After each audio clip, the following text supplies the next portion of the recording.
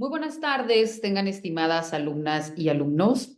Los saluda con el gusto de siempre la doctora María Catalina Domínguez Nájera y a nombre de la Universidad José Vasconcelos les doy la más cordial de las bienvenidas primeramente a este inicio de materia con el cual estamos arrancando nuestro año académico y es precisamente a través de la materia Historia del Derecho Mexicano. Para ello, agradezco a quienes se están conectando a nuestra sesión virtual específicamente ahorita, Noemí, perdón. ¿Me puedes indicar, Yesenia, si me ves y si me escuchas de manera correcta, para que luego entonces podamos dar inicio con la disertación de los temas que nos corresponden al día de hoy? Muchísimas gracias. Hola, hola. ¿Me escuchas, Yesenia? O si no me puedes contestar a través del audio, si me pudieras escribir a través del chat, por favor, mucho te lo agradeceré. O quizás hay algún detalle ahí. Ah, ok, sí le escucho. Perfecto, muchísimas gracias. Bueno, si ustedes me lo permiten, vamos a dar inicio con la disertación de los temas que nos corresponden al día de hoy para poder optimizar nuestro tiempo y luego entonces, si el resto de sus compañeros se van agregando a la sala, que propiamente vayamos retomando los mismos para poder avanzar en los temas que nos corresponden al día de hoy. Tal y como se los compartí a través de la plataforma institucional, la materia Historia del Derecho Mexicano, que es la que vamos a impartir, lleva diferentes unidades, específicamente tres, y el día de hoy abordaremos lo que es el derecho precortesiano, el derecho hispánico y la evolución al derecho novohispano. ¿Cómo fue este periodo de transición? Porque recordemos que para que nosotros comprendamos, ¿verdad? Nuestro derecho positivo mexicano, es decir, las normas jurídicas que hoy en día nos rigen, por qué se aplican, cómo se aplican, cuáles son los alcances de la norma, por qué existe esta división, ¿verdad? Dentro de la clasificación del derecho, por qué específicamente existe un derecho público, un derecho privado, un derecho social y demás forzosamente tuvo que pasar por un proceso de transición, ¿verdad? Y luego entonces llegar hasta las normas jurídicas vigentes. Y por ello, bueno, cuando hablamos del derecho precortesiano, sin lugar a duda, nos tenemos que remontar a los antecedentes que establece dentro de nuestro territorio y hablaremos de las culturas, ¿verdad? Vamos a pasar por la cultura olmeca, hablaremos de la cultura maya, hablaremos de la cultura chichimeca, ¿verdad? Entre otras, que son aquellas que marcaron un antes y un después dentro del reconocimiento primero en el asentamiento humano, luego acerca de cómo establecían estas estructuras dentro de sus aldeas o tribus. Luego entonces también cómo imponían las penas por concepto de castigos, cómo también se equiparaba, ¿no? A las normas que hoy en día nos rigen y cómo esto fue avanzando para llegar a nuestros días. Primero, cuando hablamos de un derecho precortesiano, debemos entender que es aquel conjunto de normas jurídicas que si bien es cierto, hoy en día no se aplican, pero que se aplicaron en México antes de la llegada de Hernán Cortés, ¿verdad? Se caracterizó por la severidad de las penas porque eran muy sádicas, muy sangrientas. Por ejemplo, al que robaba se le ponía, incluso dependiendo de las tribus, así como se marcan a los animales, pues se marcaba en la cara o en la frente el objeto que la persona había robado, ¿verdad? Para que tuviera este estigma o este señalamiento de por vida, ¿no? Entonces vemos cómo las penas eran por demás severas, especialmente al momento de hablar de una pena de muerte. También se indica que dentro del derecho precortesiano se aplicó propiamente dentro de las culturas olmeca, la cultura maya, la cultura chichimeca y la cultura azteca.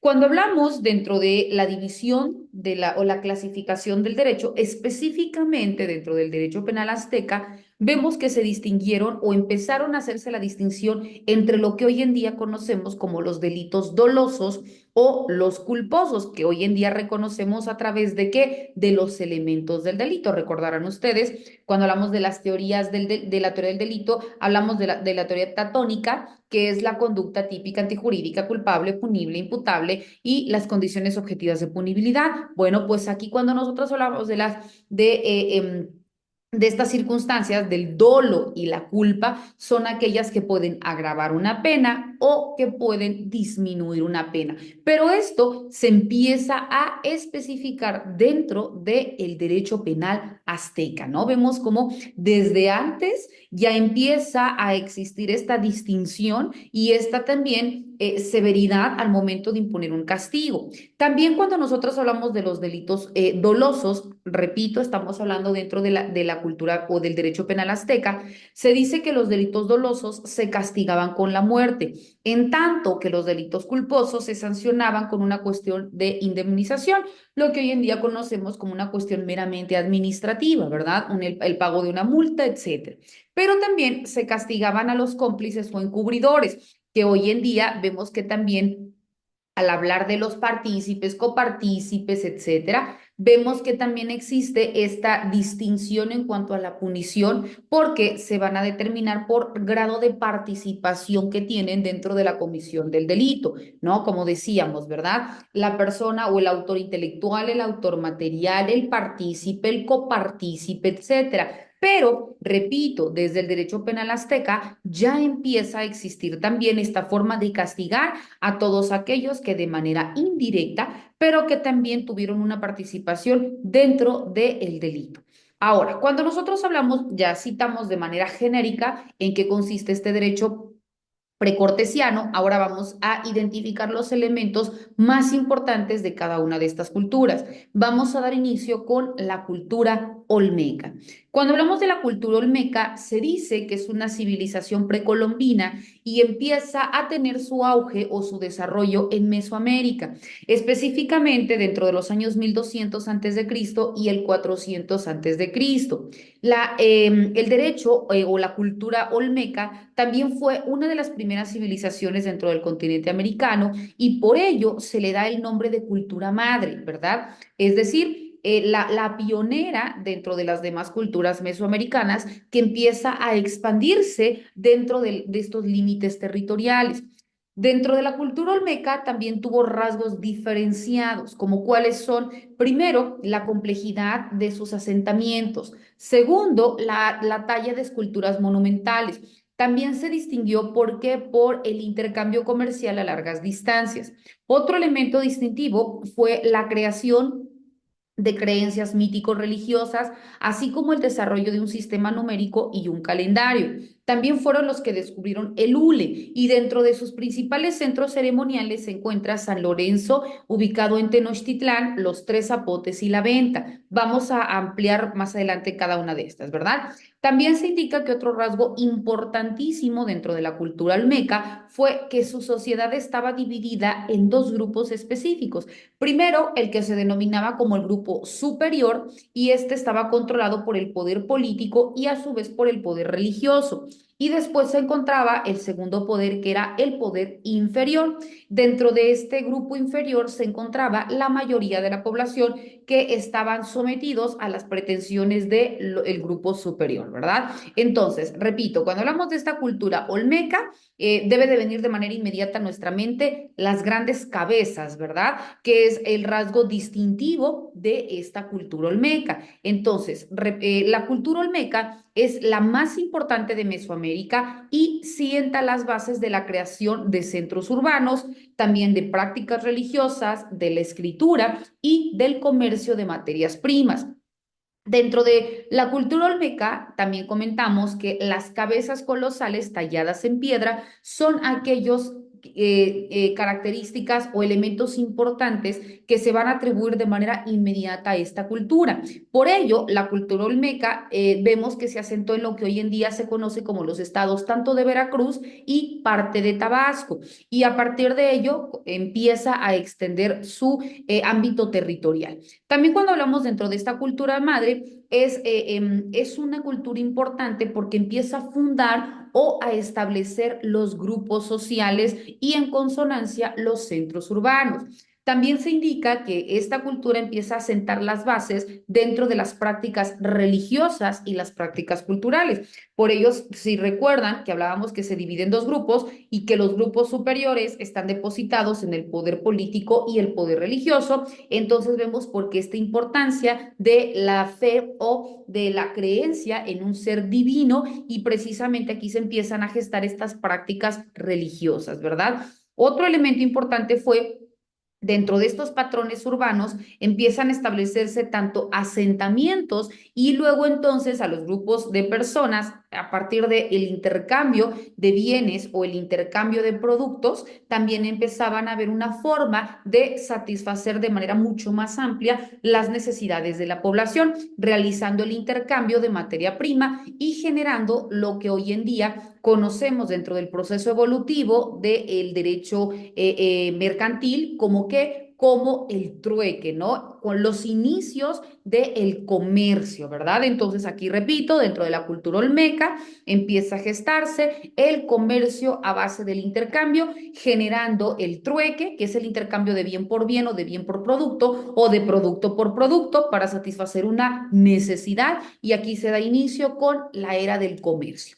También cuando nosotros hablamos dentro de esta cultura olmeca, se empieza a desarrollar en el periodo preclásico mesoamericano. Repito que va del año 2000 al año 400 o más específicamente al año 200 después de Cristo en la región de la selva tropical del Golfo de México, como hoy en día, repito, dentro de los estados de Veracruz y de Tabasco.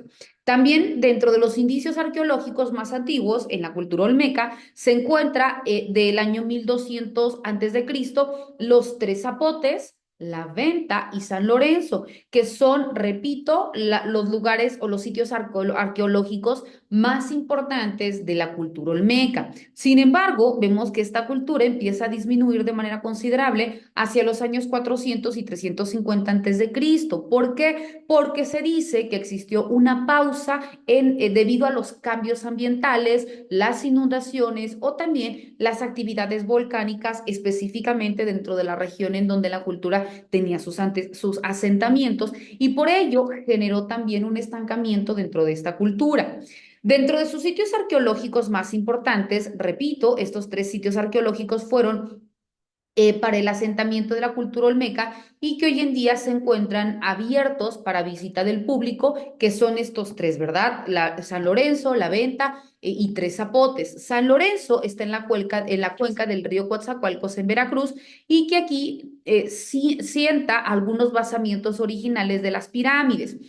Algunas culturas o algunas cabezas colosales y esculturas fueron trasladadas a un museo de antropología en Jalapa, Veracruz, para su protección, para su resguardo y para que se continuara teniendo o garantizando su permanencia, ¿verdad? Ahora, la venta se encuentra en el estado de Tabasco y fue el centro ceremonial más importante de la cultura olmeca. Si bien es cierto, hoy en día todavía se conservan cuatro cabezas colosales, se conservan ocho altares en el mosaico del dios del jaguar y la pirámide principal, que es de 30 metros de altura. También se cuenta con el Museo del Sitio, con más de 200 piezas originales, que repito, son aquellas que empiezan a expandir la forma de reconocimiento de esta cultura.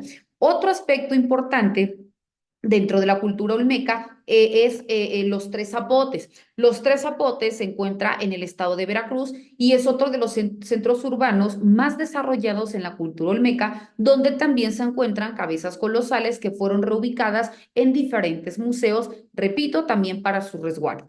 Pero otro elemento importante, además de la cuestión arqueológica, además de la cuestión de ubicación geográfica y además de la cuestión de temporalidad de la cultura, también es importante que nosotros identifiquemos a qué se dedicaban los olmecas, porque repito, esto dio indicio o dio inicio a lo que nosotros conocemos como el trueque. Entonces, vemos que los olmecas dentro de su cultura se dedicaban al intercambio comercial porque se encontraban artefactos hechos con piedras semipreciosas como el jade, como la obsidiana y como la roca volcánica. Entonces vemos que los olmecas fueron aquellos que empezaron a trabajar con estas piedras, que empezaron a crear este tipo de esculturas y que estas lo utilizaban para otorgarlas y a cambio ya sea de algún alimento, al cambio de un animal, a cambio de algún material específico que les sirviera también para poder utilizarlo en beneficio, ya sea al momento de una lucha con otra cultura,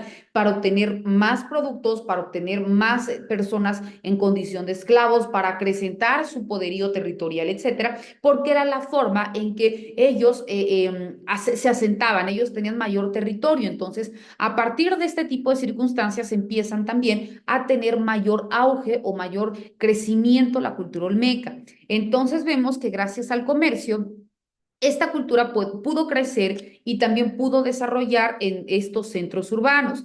Otro de los aspectos importantes dentro de la cultura olmeca fue precisamente su dedicación a la siembra y cosecha.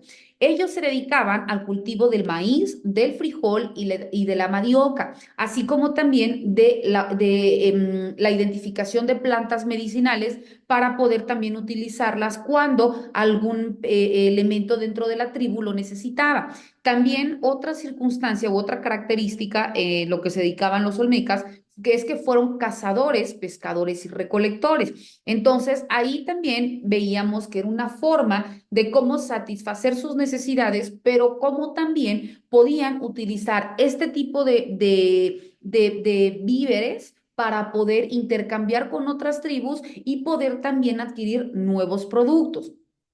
Otro aspecto, otro elemento importante dentro de la cultura olmeca fueron sus aportaciones. Cuando hablamos de las aportaciones, vemos que los olmecas realizaron distintas formas de beneficio a la colectividad. Por ejemplo, la creación de epígrafes. Se dice que los primeros glifos y calendarios que serían la base de la escritura de las demás culturas fueron precisamente los creados por la cultura olmeca. También crearon los primeros asentamientos urbanos y empieza a realizarse la estructura de las ciudades mesoamericanas. Es decir, empiezan a determinar quién iba a ser la primera figura representativa, quiénes iban a continuar con el otorgamiento de poder, así a relegar hasta que cada uno tuviera un papel o un rol dentro de la tribu. Por otro lado, vemos que los olmecas también eran politeístas, ¿verdad? Es decir, adoraban a muchos dioses y le rendían culto específicamente al jaguar, por lo que sentaron las bases de las ceremonias religiosas y las ofrendas precisamente hacia esta deidad, este ser divino.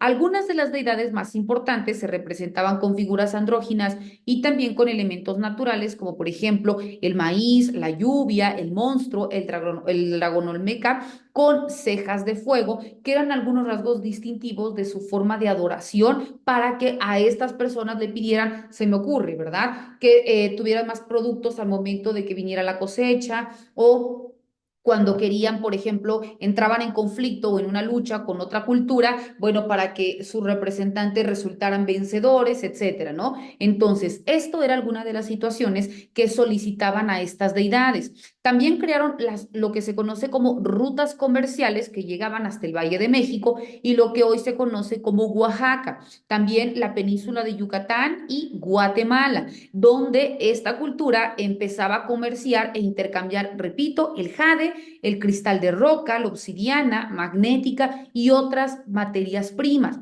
En cuanto al arte, también fue muy importante la participación de la cultura olmeca porque el legado más grande de los olmecas son las cabezas colosales talladas en piedra, las cuales pesaban toneladas y tenían altura hasta de 4 metros, ¿verdad? Entonces vemos qué tan importante era la participación, pero también qué tan importante y desarrolladas estaban las personas para que hoy en día todavía continuemos gozando o admirando de este tipo de trabajos que realizaron, ¿no? Ahora, cuando nosotros también hablamos dentro de esta cultura madre, vemos que existen también elementos o aportaciones. Se dice que a la cultura olmeca se le distingue porque a ellos les correspondió el descubrimiento del hule o látex natural, a partir de que del árbol de caucho en cada una de las regiones donde se asentaban. También a ellos se les atribuye la elaboración de esculturas enterradas en forma de cabeza. También se les atribuye la construcción de pirámides y centros ceremoniales que sirvieron de base o de inspiración a las demás culturas. En cuanto al culto a divinidades en forma de animales, como la serpiente, que pudieron haber influido en la creencia de culturas que posteriormente también se desarrollaron. También a ellos se les atribuye el cultivo del cacao y las primeras formas de preparación del chocolate, que también se empieza a extender por toda Mesoamérica. También a ellos se les atribuye el desarrollo de un deporte en el que se empleaban pelotas de goma. Esto en una cancha especialmente diseñada que probablemente influyó al juego de pelota que más adelante tenían o desarrollaron otras culturas dentro de Mesoamérica. Ahora, cuando hablamos de la cultura maya, los mayas también se dice que fue una civilización mesoamericana que se desarrolló en el sureste de México y en el norte de América. Dentro de la cultura maya se destaca su escritura jeroglífica, también destaca su arquitectura, sus conocimientos en matemáticas y, por supuesto, en astronomía, así como el uso del calendario.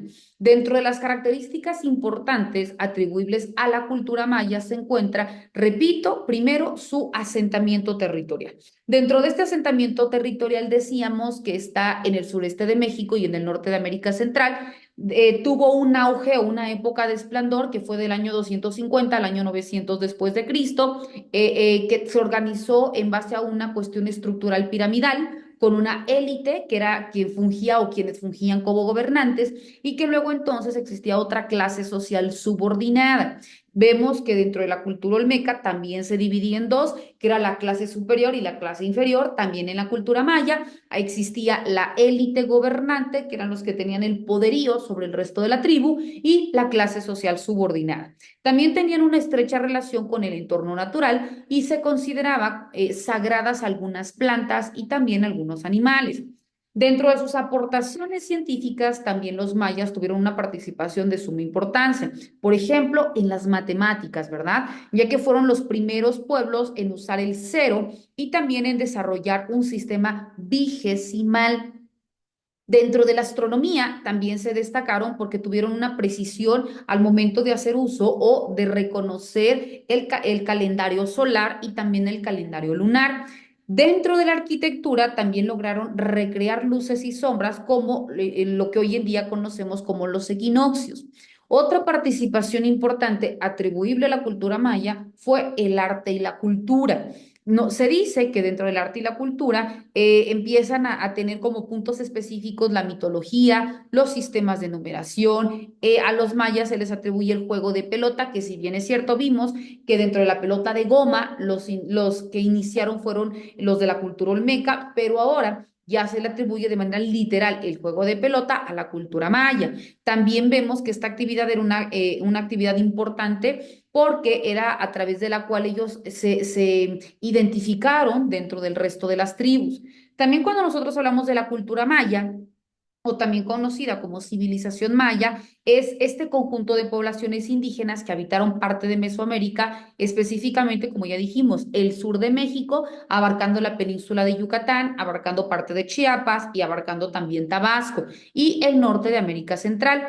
Esta civilización o esta cultura maya se desarrolló en el periodo preclásico, que como ya dijimos fue del año 2000 al año 250 después de Cristo, el 2000 antes de Cristo y el 250 después de Cristo, y que abarca también el periodo posclásico.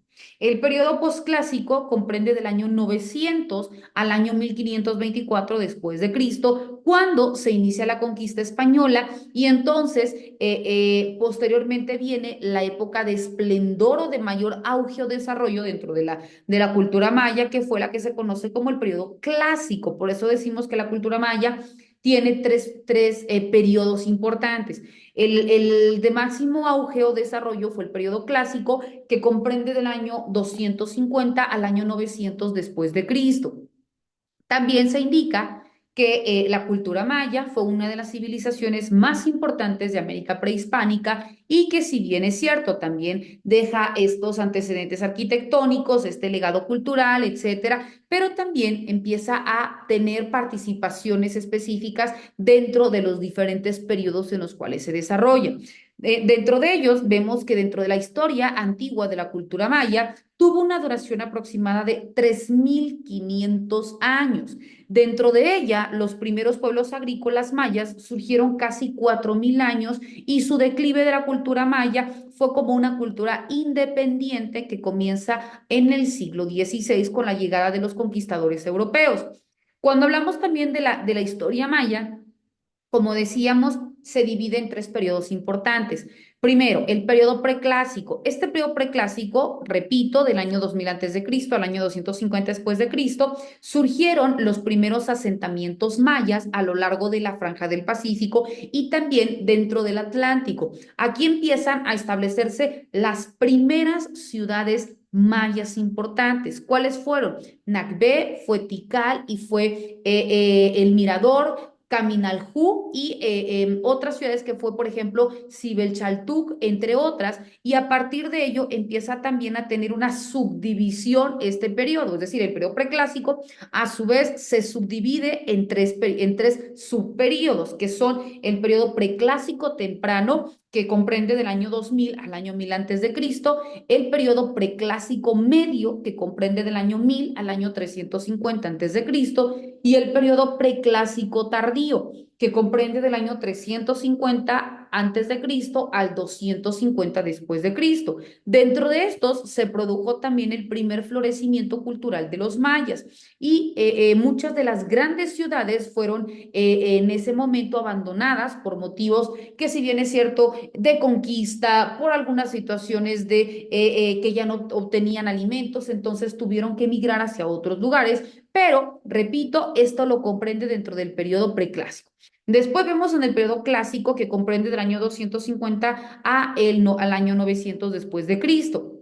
Dentro de este periodo se produjo un renacimiento de la cultura maya y se dice también que fue una época de esplendor en donde empiezan a surgir grandes centros ceremoniales. También este periodo fue considerado como un periodo de guerras porque aquí era una lucha de poder entre las distintas ciudades mayas que provocó el ascenso y a su vez la caída de diferentes gobernantes. Con el paso del tiempo, tanto estas guerras y también otro tipo de circunstancias u otros factores volvieron a detonar en un colapso de la cultura, políticamente hablando, y que empieza a generar que las personas abandonaran estos asentamientos y se fueran a zonas rurales, y por ello existe una concentración en el norte de la península de Yucatán.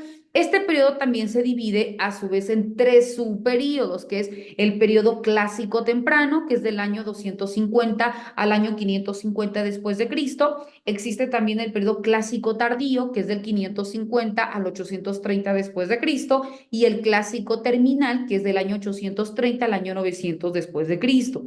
Posteriormente viene el periodo posclásico.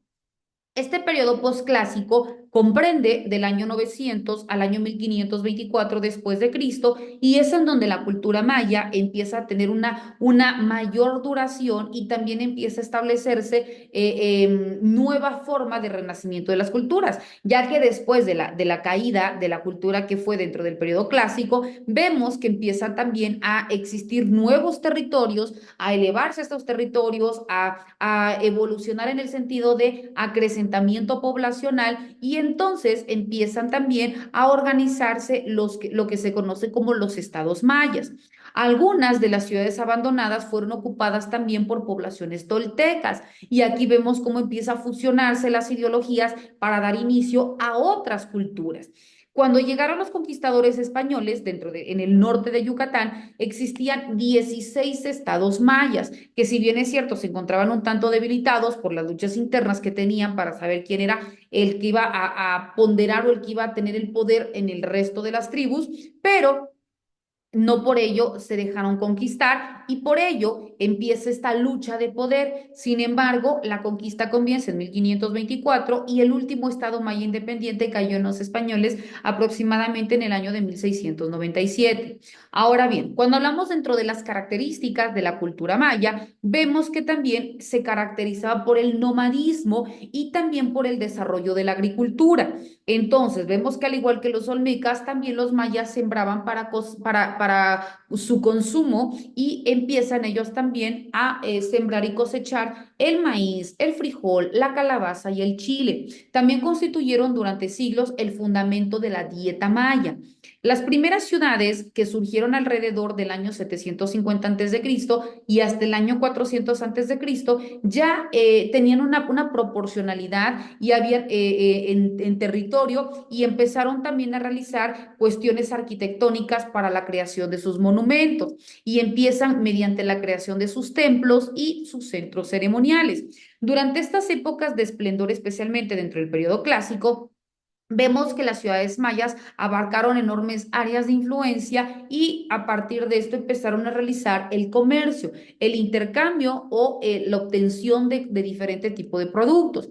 Sus formas artísticas también fueron muy importantes porque los mayas vemos que usaban el jade, usaban la madera, usaban la obsidiana, la cerámica y la piedra tallada. También tuvieron otro punto específico que fue motivo de destacar, que fue las pinturas a partir de los murales.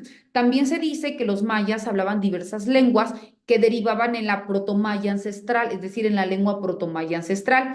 Estas distintas lenguas mayas correspondían con los distintos reinos o regiones, como las lenguas huastecas, la quicheana, la mamiana, entre otras, que fue la forma en cómo se comunicaban con las demás personas. Se dice que dentro de la mayoría de los textos mayas provenientes dentro del periodo clásico están escritos en idioma choltí, choltí clásico, que es lo que se conoce como el maya clásico. Dentro de la religión de los mayas se dice que los mayas compartían muchos elementos con el resto de Mesoamérica. Creían específicamente, hablando de la cuestión espiritual, por deidades poderosas como el dios de la serpiente, que ellos le llamaban el Kukulcán, o también conocido como el cielo Itzmaná. Para ellos, al momento de que solicitaban o tenían un estado de necesidad, solicitaban a esta deidad este favor y a cambio también otorgaban el sacrificio humano, ¿verdad? Las mujeres más hermosas las privaban de la vida y les otorgaban como en ofrenda a estas deidades. Entonces veíamos pues que realizaban las prácticas rituales como sacrificios humanos y como ofrendas ceremoniales. También se indica que dentro de los antepasados difuntos y los chamanes servían de intermediarios ante los dioses y las fuerzas sobrenaturales para que les indicaran cómo tenían que actuar y también cómo debían en un momento dado realizar este tipo de sacrificios. Y por ello los mayas enterraban a sus muertos debajo de sus casas con sus ofrendas respectivas, dependiendo el estatus social de la persona que había fallecido. También se dice que la cosmovisión maya era muy elaborada. ¿Por qué? Porque contemplaba 13 niveles en el cielo y 9 niveles en el inframundo. Entre los dos se hallaba el mundo de los vivos, o al menos eso era lo que ellos consideraban. También se dice que otra característica de los mayas fue su religión, que ésta estaba controlada por los sacerdotes, que era un grupo muy cerrado en donde únicamente podían intervenir la élite de la sociedad, es decir, los que se encontraban en mayor rango del resto de la tribu.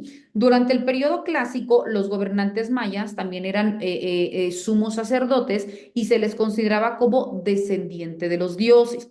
Otro elemento importante de los mayas fue su economía. Cuando hablamos de la economía, se basaba propiamente dentro de este sustento, específicamente en la agricultura, y dentro de ella, como dijimos, en el maíz, en los frijoles, en la calabaza y en el chile. Pero el comercio con otros pueblos también jugó un rol importante dentro de esta civilización y las ciudades más grandes e importantes controlaban el acceso de los recursos más importantes o más comercializados, como por ejemplo las minas de obsidiana, las fuentes de sal e incluso el tráfico de esclavos. Los mayas de Tabasco también vemos que construyeron una extensa red de intercambio fluvial que hizo mucho más grande el comercio de la región y estos fueron algunos elementos típicos de la cultura maya que también empezaron a expandirse hacia otros países. Esta sociedad maya se dividía en una élite dominante y una mayoría de plebeyos, y este orden sostenía también mediante la fuerza militar y mediante la tradición religiosa. Por ello, el crecimiento de estos estados mayas propició la aparición de nuevos sectores sociales específicamente ya estructurados de esta manera. También vemos que en cuanto a su estructura, se distinguía los gobernantes, la corte y los nobles, que podían ser también los altos funcionarios, que podían ser los sacerdotes y que podían ser los guerreros. Y luego entonces un amplio sector de súbditos o de seguidores que incluía también a los sacerdotes, a los funcionarios pero de bajo rango, a los soldados, a los artesanos, a los comerciantes y a los campesinos, que además de trabajar la tierra, también deberían disponer su mano de obra para la construcción pública, es decir, para todo aquello que se necesitara para seguir con este acrecentamiento, ya sea de los centros ceremoniales, ya sea de la expansión de la cuestión territorial de la misma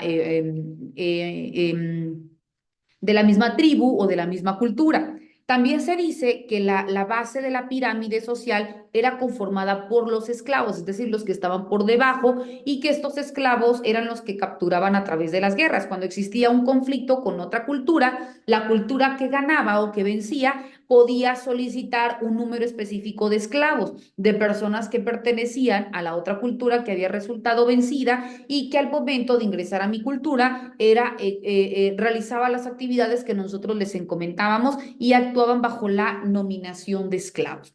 A diferencia de los aztecas o los incas, los mayas no conformaban un sistema político centralizado. Por tanto, vemos que no era un estado o reino único, ya que vemos que existían diferentes estados mayas. ¿Por qué? Porque convivían diversos estados y diversos cacicazgos que en ocasiones alcanzaban un dominio regional, ya sea temporal, y que esto generaba un conflicto entre ellos. También cuando hablábamos de los gobiernos, consistían siempre en una variante dentro de esta misma forma teocrática. ¿Por qué? Porque dentro de este orden estatal en el que estaba principalmente el rey, era considerado como el descendiente de los dioses o también impuesto por una voluntad divina. La posición del rey vemos que dentro de la cultura maya era hereditaria, ¿verdad? Pero también los conflictos o algún tipo de intrigas entre los linajes era un asunto frecuente y por ello también podía estar como en tela de juicio la permanencia de un rey dentro de esa cultura.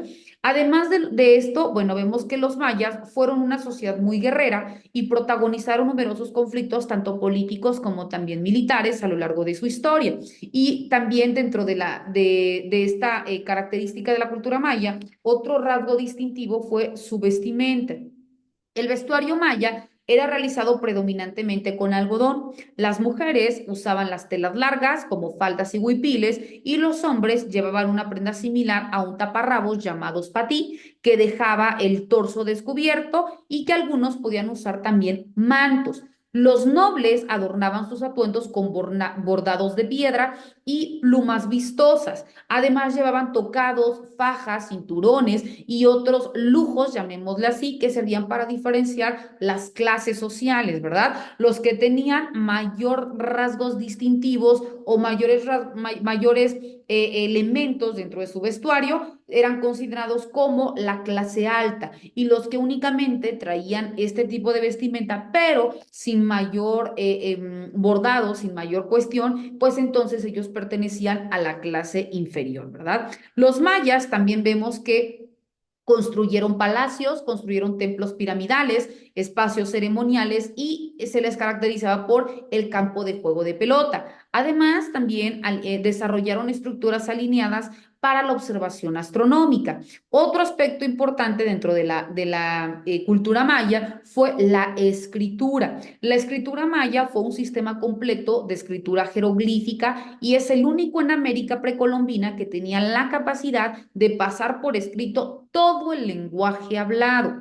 Sus primeros indicios se desarrollaron hacia el siglo II antes de Cristo, pero la evidencia más importante comenzó dentro del siglo I y el siglo II después de Cristo con la religión del altiplano en el sur del actual Guatemala y en el siglo III después de Cristo en las tierras bajas de la península de Yucatán.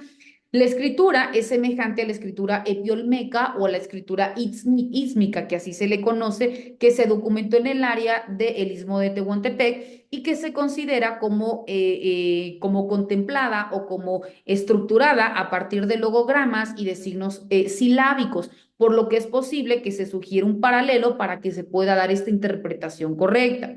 Se dice también que los mayas empleaban este sistema de escritura sobre vasijas, sobre murales y sobre estelas. Y para fines prácticos religiosos, calendáricos y políticos, también era una forma en que ellos trataban de establecer una comunicación con el resto de la población. A la par de la escritura, se desarrolló también el calendario maya. Este calendario maya estaba basado en los conocimientos tanto astronómicos como también matemáticos de estos pueblos. Entre los más sofisticados que los calendarios de las culturas anteriores, se precisa al calendario de la cultura maya, en lo que seguramente se inspiraron los otros tres calendarios. Dentro del calendario maya, primero reconocieron que existía un calendario solar de 365 días y también un calendario sagrado de 260 días y un calendario de cómputo largo que permitía ubicar eventos históricos en una escala de tiempo mucho más extensa. Otro elemento importante es la astronomía maya. Cuando hablamos de el legado maya, bueno, se establecen los primeros registros de las observaciones de los astros, específicamente del Sol, de la Luna, de las estrellas, de Venus y de algunos otros planetas. Su creencia era precisamente que en el cielo podían obtenerse herramientas adivinatorias, es decir, que a partir del cielo los sacerdotes contemplaban los ciclos astronómicos pasados y vinculaban con los eventos que, según ellos, se iban a repetir para que luego entonces pudieran establecer algún tipo de profecías o pudieran actuar en beneficio de su propia tribu y no tener alguna situación desprevenida por algún atentado, por algún conflicto, por alguna circunstancia de otra tribu que pudiera perjudicarlos, ¿verdad? Si bien es cierto, la cultura maya no tenía una intención científica, pero también lograron medir el ciclo de Venus en 584 días, con un margen de error de apenas 2 horas, y por ello era un notable conocimiento en matemáticas, lo que se le atribuye a esta cultura. Después aparece la cultura chichimeca. Se dice que la cultura chichimeca fue la de los pueblos originarios que habitaron en el norte y en el Bajío occidente de México y se caracterizaba por los cazadores, los recolectores y los guerreros. También las características principales de la cultura chichimeca es que viene del náhuatl chichimecatl, que significa habitante de Chichimán. Su modo de vida era similar a la gran chichimeca y también cazaban y peleaban principalmente por la honda, por el arco y por la flecha.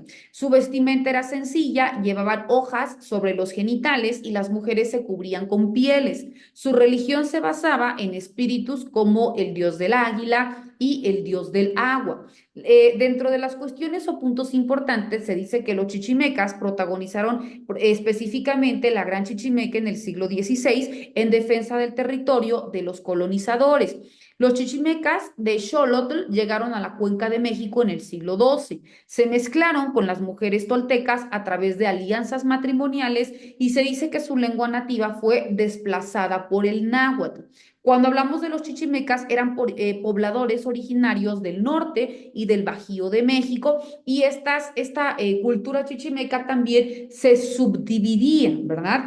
Y existían lo que se conoce como los caxcanes, los tecuexes, los guamares, los zapotecos, los guachichiles, los pames y los jonases, pero todos ellos se encontraban subsumidos dentro de una misma cultura que era la chichimeca, ya que los asentamientos estaban en diferentes estados y por ello tenían estos nombres, pero repito, todos al fin y al cabo formaban la cultura chichimeca. Dentro de los asentamientos que se ubican o se reconocían el asentamiento de la cultura chichimeca, se encuentra Jalisco, Aguascalientes, Zacatecas, Guanajuato, San Luis Potosí, Querétaro y también Hidalgo. También vemos que dentro de la cultura chichimeca, la cuestión o el nombre genérico emana de los pueblos mexicas y nahuas del centro y del sur de México, y esto es propiamente lo que le había puesto a el nombre o al distintivo de chichimeca, ¿no? Que se asemeja al término griego bárbaro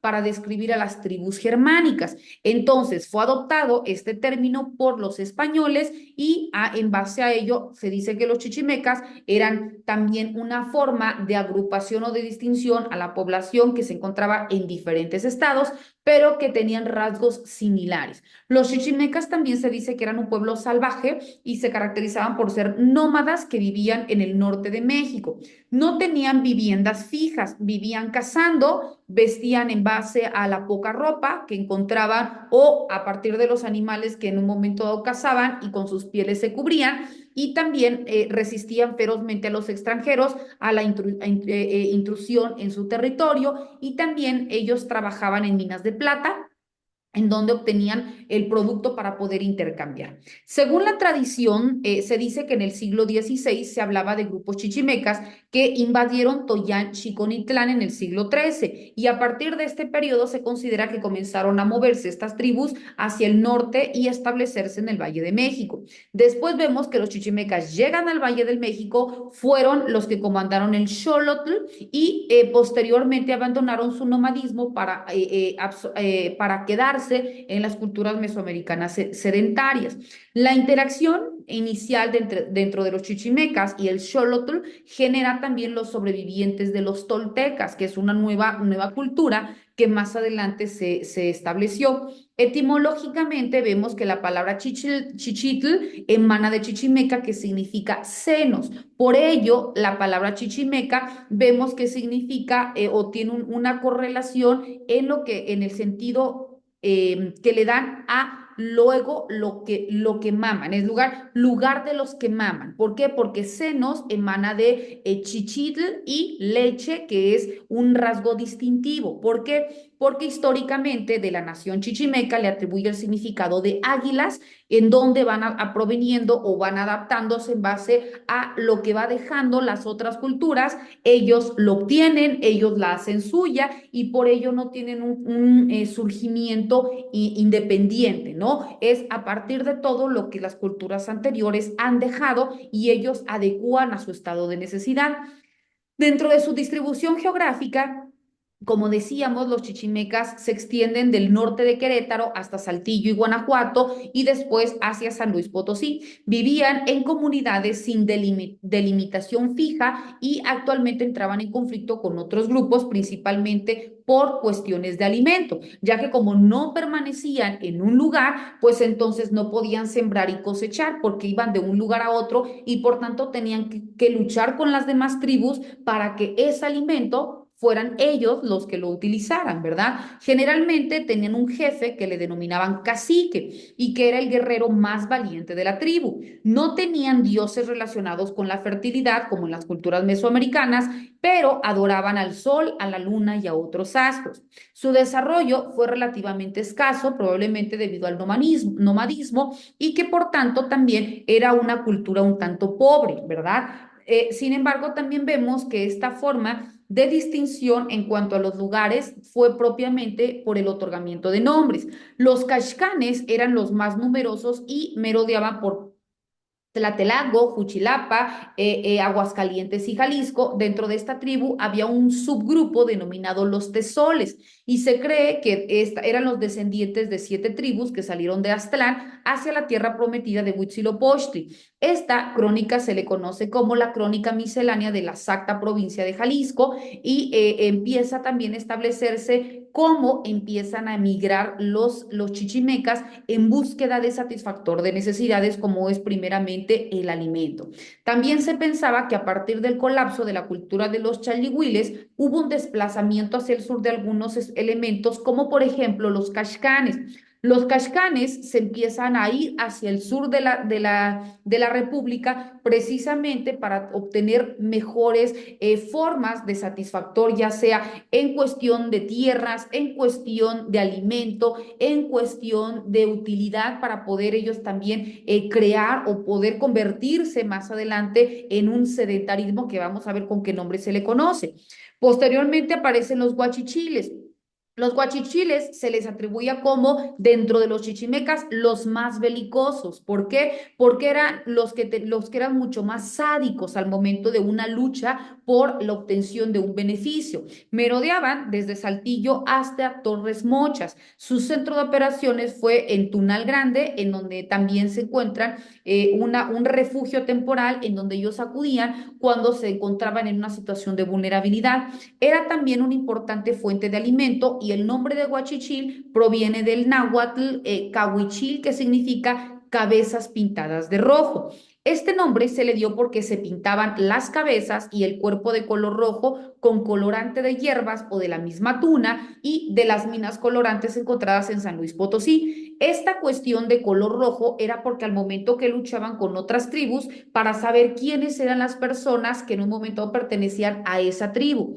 También dentro de los guachichiles hay informes que a ellos practicaban el canibalismo, ¿verdad? ¿Por qué? Porque como no encontraban alimento para poder sobrevivir, las personas que perdían la vida en una guerra, pues ellos mismos las comían para poder subsistir, ¿verdad? Entonces, se dice que estos guachichiles le dieron a conocer los zacatecanos con quienes luchaban de manera constante y se afirma que que otro pueblo de los guachichiles también eran los que utilizaban cuando llegaron a un punto de ofrecer un rito también a un ser divino para que también pudieran en algún momento dado identificar alguna población en donde pudieran ellos quitarle su alimento, ¿no? Entonces, como una forma de agradecimiento, también practicaban el canibalismo. Después se encontraban los guamares. Los guamares se concentraron en la región de Guanajuato específicamente y después se expandieron hacia Aguascalientes y eran los más guerreros, los más valientes, pero también los más traidores y más destructores. Tenían subgrupos como los Kamja de Jaso y eran los chichimecas blancos. ¿Por qué? Por el color de piel, ¿verdad? Y estos eran también los que estaban en una constante lucha repito, por obtención alimento, por mejora en cuanto tierras o por lugares o por mejores espacios donde ellos pudieran pernoctar, porque repito, no estaban en un lugar fijo, pero iban en búsqueda constante de una mejora. Después se encontraban los pames y los jonases. Estos también eran belicosos de todas las naciones de los chichimecas y también se encontraban cerca de la Ciudad de México y de Querétaro. Estaban influenciados por los otomíes en cuestión religiosa y también en cuestión social. Dentro de sus características se encuentran el culto de ídolos, la ofrenda de papel, la ceremonia de plantación y la cosecha. Creían en un jefe religioso, específicamente que era el que rociaba las milpas con sangre de sus piernas o de sus pantorrillas. Sus templos eran específicamente creados en los cerros y vemos que la palabra pame significaba no en su idioma y se les dio este nombre porque lo decían de manera muy constante. Los pames hablarían presuntamente una lengua otomangueana del grupo otopame. También después surgen los tecuexes. Los tecuaxes se encontraban en el este de lo que hoy se conoce como Guadalajara y se considera como una separación de los grupos que habían ido avanzando o se habían ido dividiendo para buscar una forma mejor en cuanto a su calidad de vida y después se asentaron en Zacatecas. Vemos que estos tecuexes también buscaban esta lucha por satisfacer su necesidad. Después se encontraban los zacatecos, que se extendían de Zacatecas hasta Durango y eran guerreros valientes y denodados. Y eran también, su rasgo distintivo de los demás era porque llevaban medias calzadas y medias en la frente. Se dice que los primeros conquistadores zacatecas hacían referente a que andaban desnudos, pero con medias calza de perro, así le denominaban, que era de la rodilla al tobillo, para defenderse de las asperezas de la propia vegetación y para poder ver de qué manera ellos podían encontrar también alimento, ya sea tanto para ellos como también para su tribu.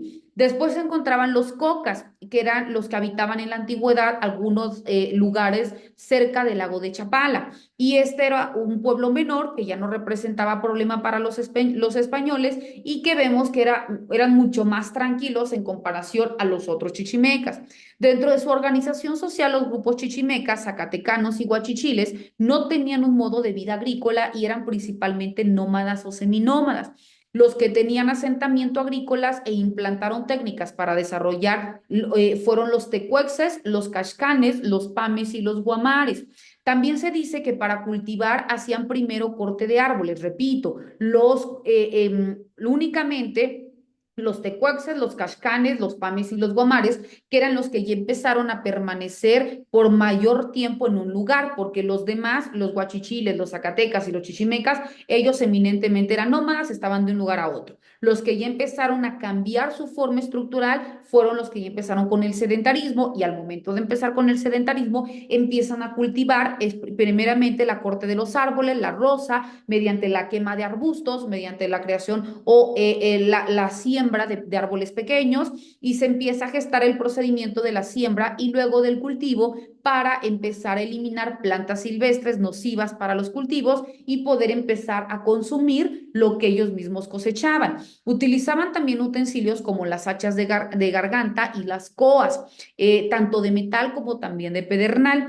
Cultivaban lo que era el chile, el frijol y el maíz, y que esto también lo utilizaron posteriormente para generar el trueque, ¿verdad? También introdujeron la agricultura de frutas silvestres y vegetales, comían las tunas, de lo cual también producían licor, las semillas, raíces, dátil y también el mezquite. Después también se dedicaron a la caza. Dentro de la caza se considera que constituyó la principal base alimenticia porque comían conejos, ranas, peces y algunos otros animales. El comercio se empezó a realizar por medio del trueque, en el que se daban intercambios de excedentes agrícolas, de utensilios domésticos, de caza, de artesanías y también de alfarería. También se dice que los chichimecas se presentaban para la guerra con oraciones, danzas y bailes. En la danza de la guerra, el mitote, trataban los brazos con los compañeros y todos gritaban vigorosamente en un círculo para generar una mejora o tener un mayor poderío o bien otorgarle mayor fuerza al representante de lucha. El arma principal de los chichimecas fue el arco y la flecha, y también por ello se dice que ellos desarrollaron una mayor habilidad al resto de las tribus. El arco chichimeca era de unos 2/3 de largo del cuerpo mediano y llegaba aproximadamente de la cabeza a la rodilla. La flecha era de 2/3 de largo del arco y era demasiado fina.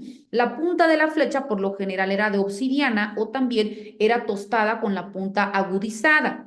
Y para poder protegerse del golpe de la cuerda del arco, los guerreros llevaban un brazalete de piel para que no los fuera a lastimar. Dentro de su política, la política de los gobiernos chichimecas fue el cacicazgo. ¿Por qué? Porque estaba dirigido por un tlatoani, quien tenía el cargo de jefe civil máximo y supremo sacerdote. Era el que dictaba las leyes sencillas y también el que tenía la máxima autoridad dentro del resto de la tribu. Por su parte, el Powell era quien mencionaba que entre los chichimecas habían caudillos, quienes dirigían un gran número de hombres y que en su sucesión se realizaba mediante el asesinato, el desafío o también la elección. Cuando hablamos dentro de la sociología, su vestimenta, como ya hemos dicho, era muy sencilla. Andaban eminentemente desnudos o se cubrían los hombres, se cubrían los genitales con ramas y las mujeres con las pieles de los animales.